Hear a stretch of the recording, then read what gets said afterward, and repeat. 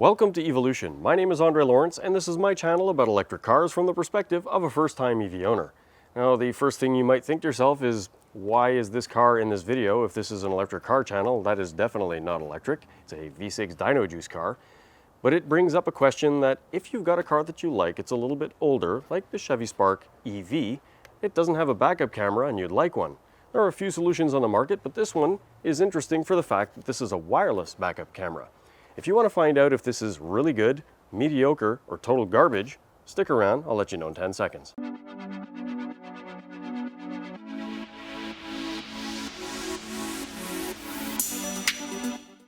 If you're wondering why I'm making a review video for a wireless backup camera, the short version of the story is that in December I received an email from this company, FXT Technology, asking me if I would make a review video of this camera because they liked my previous videos about other products. Now, I usually don't accept anything for free because I want you to know as a viewer that I'm completely unbiased and I purchase things with my own money. Now, seeing as A, this wasn't for me and I was going to put it in my son's car, and B, that they were willing to send this to me even though I said I'd make an honest video, meaning that if this is complete garbage, I'm going to tell you, well, I decided to get one, and here we go. Hey, yes, you, come here. I've got a secret. No, like, closer. Did you know that at the end of almost every single video that I make since September 2019, I have bloopers and outtakes of me making a fool of myself? I'm guessing that by the end of the video or towards the end, you're cutting out because you think I'm just saying, hey, please subscribe. Well, guess what? You're missing out on a whole bunch of hilarity. At the end of every video, if you watch the whole thing and then you've got context, you get to see me making pretty much a fool of myself. And hey, if I can't laugh at myself, who else am I going to laugh at? What's included with the FXT Technology backup camera? Well, there are a couple main components. One of them is the actual 5-inch screen, and the other is the camera, and the specs of that camera are kind of important. So let me show you what the box says right up here on the screen. The camera is a 720p HD, has a 0.1 lux nighttime vision, so theoretically its vision will be pretty good at night, and it's IP68 waterproof, so that means that it should stand up to the weather and not have any problems. We'll find out about that in the long run. So let's open this up. First thing you're presented with is the user manual. The user manual is surprisingly well translated. Look through it and it seems pretty good, so kudos to them for a good translation. The next thing you get is the actual 5-inch screen. Now this is not a touch screen, it's got buttons on the top. Let me show you what this looks like up here. You've got the buttons on the top right here, and you've also got the little place to screw in the antenna, and there's a place to mount the bracket, and you've got this cable for power that's got a little connector that's dedicated. So this is a proprietary device and seems pretty simple to install. Let's put that aside here and get to the other stuff. Let me dump all of this out.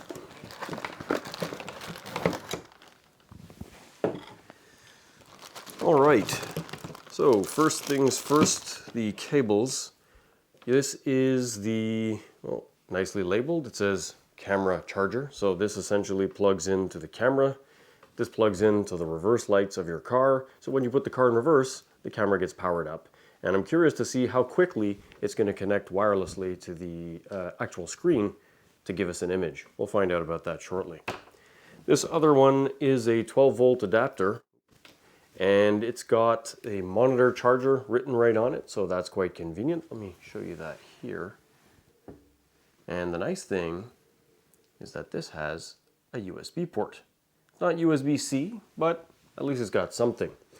Now, one thing that I find a shame is in this kit is not included a cable for the screen that doesn't have this attached to it, just bare wires, because I would rather opt to have this connected to the fuse box using a fuse tap, which I'll show you very shortly. Let me put this aside. The next thing you get is the support. Now, this support looks like a suction cup support. It's got this little handle that makes this suck onto the window. Let me show that to you here. Now, what I find interesting is that under this plastic, it isn't really a suction cup, it's a sticky pad.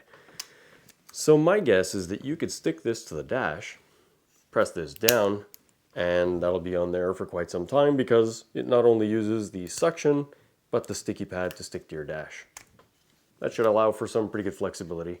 It's also got a pivot on it to let you adjust the angle of the screen.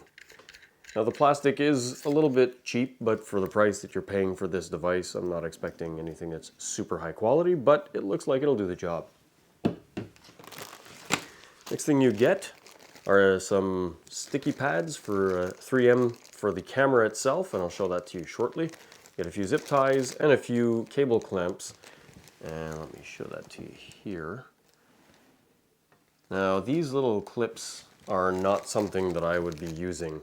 Now, although it makes installation easier for some people, I prefer to cut wires, solder them together, and have heat shrink over it to make it a more permanent and more reliable solution. Now, the other thing, and the important thing that's in here, is the actual camera. Now, the camera has this wire with the connector on it that goes to this power lead. So you just connect these. They are directional. There's a little pin that allows you to line this up properly so the polarity is correct. And as for the camera itself, it's got a little lens protector that you remove, and it's on this single bracket. Now let me show that to you here. So this is the camera on the bracket itself, and it is adjustable, and it's got this little connector for the power. I hope you can see that. Now it does come with this other bracket, and this is to mount the camera. So you would take this bracket off and mount the camera to this, and then this is one bolt for each side of the license plate here in North America. Now depending on the car you have, the license plate may be centered, it may not be centered, so if it's centered in the back of the car, you're going to want to use this. And if the license plate is off center, then you're going to want to use this bracket so that you can position it as close to the center of the vehicle as possible. The next thing that you have in here is this little nub, which is the actual antenna. Let me show that to you here. So I can focus. There we go. Now the antenna just screws on to this portion here.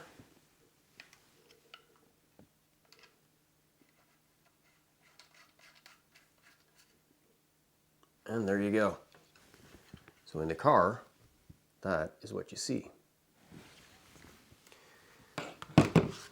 So that's what's included in the box. The installation should be fairly simple for the screen itself. As for the reverse camera, let's find out. So as to why I'm installing this backup camera in this dyno-powered car as opposed to the Chevy Spark EV that my son had, the quick story is Chevy Spark EV, minus 30 degrees, 50% range. And my son likes to take road trips. He got rid of the Spark EV and now he's driving this dyno-powered car. So let's install this camera in it and do the easy part. We interrupt this regular programming for an important informational bulletin. Please note that if you, your friends, or close family have the tendency to watch instructional videos about installation of wireless backup cameras from unknown Chinese companies, then please take note of the information link up above or the link to the video down in the description below for future reference.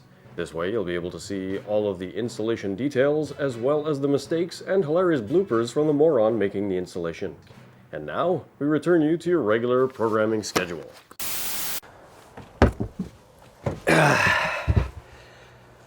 Whew! And done. That was no fun. So it's all back in. Toyota quality. None of the clips broke, none of the plastic broke. Everything is put back the way it should be. Well, the light turns on. Now, let me show you how the camera works. First thing I need to do though is the peeling of the screen protector.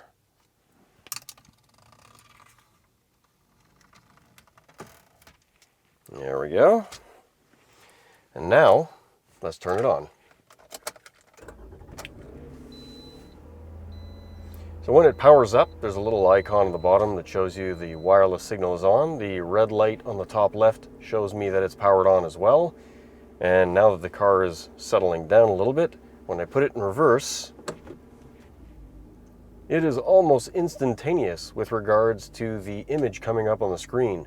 Now the quality of the image is fairly decent. I would say that it is probably 720 at the camera, but after looking at the specifications of the actual screen on the website, it's not a 720 screen, so it looks more like a 480 according to the specifications. As you can see, it's quite bright. I'm guessing that during the evening this is going to be pretty decent. We're going to find out tonight. As you can see, while it's in reverse mode, I've got a signal meter at the bottom. It's hard to tell, but it's got 4 bars, and the light on the top left is now blue, indicating that it's got a connection. Let me put it back into park. Screen goes black. And then the screen will time out, turn off completely. And now if I put it into drive, nothing happens. Put it into reverse, and it's almost instantly on. I'm pretty impressed. Honestly, this is something that's quite interesting. Now there's one thing in the manual that I noticed. There is a button on the top here, the second button, which is an invert button. It'll mirror the image. Now, I don't know why I would want to flip this upside down, but you can flip it upside down left and right. That's up to you to drive upside down if you want. As mentioned earlier when I unboxed the product, there are actually 5 buttons on the top. This first button is the button that activates the screen if the camera's not on. And it also lets you choose to have the lines on or not on the screen.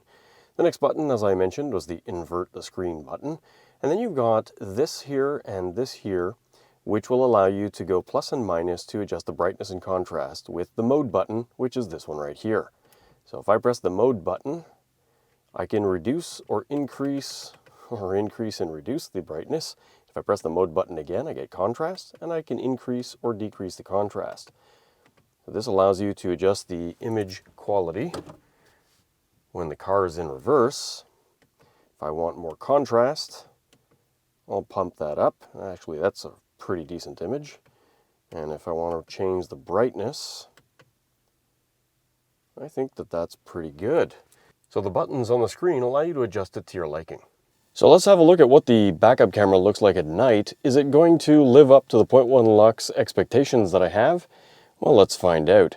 I'm going to turn off the overhead lights and we'll have a look on the other camera as to what that thing will give us. It is really bright. I am impressed. The quality of the image is so-so. It's a little bit grainy, but it is almost 8:30 at night and quite dark outside. So the fact that I can see not quite like daylight, but not very far, it's pretty impressive. So night vision on this thing is pretty awesome. So what do I think of the FXT Technology wireless backup camera as a product itself? Well, surprisingly for the price, this is quite good. Now, the resolution that's indicated on the box is different than what's in the manual and is different as to what's on the website. So regardless of what it actually is, I find that the functionality for what it does as a backup camera, the resolution is fine, and at night, surprisingly bright. Now, with regards to the installation, that's a completely different subject. I'll put a link to the full installation video up here on the screen somewhere so you can see what's involved. Your mileage may vary. If you've got a car that's not complicated like a 2011 Toyota RAV4, your installation might be quite simple.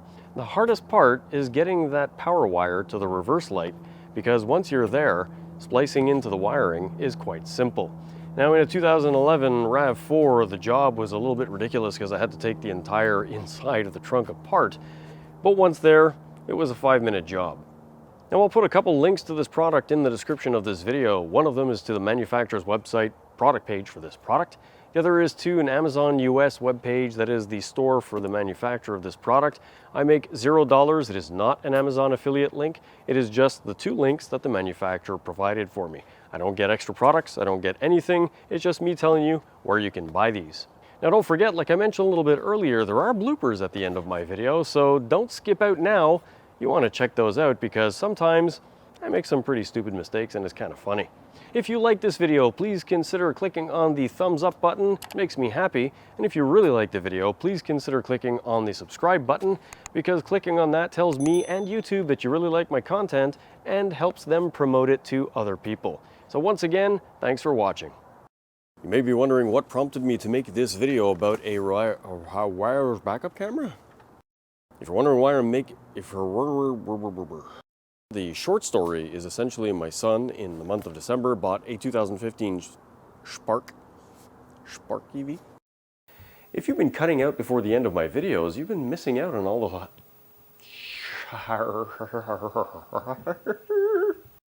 I have bloopers and outtakes of me making a fool of myself or just look general hilarity.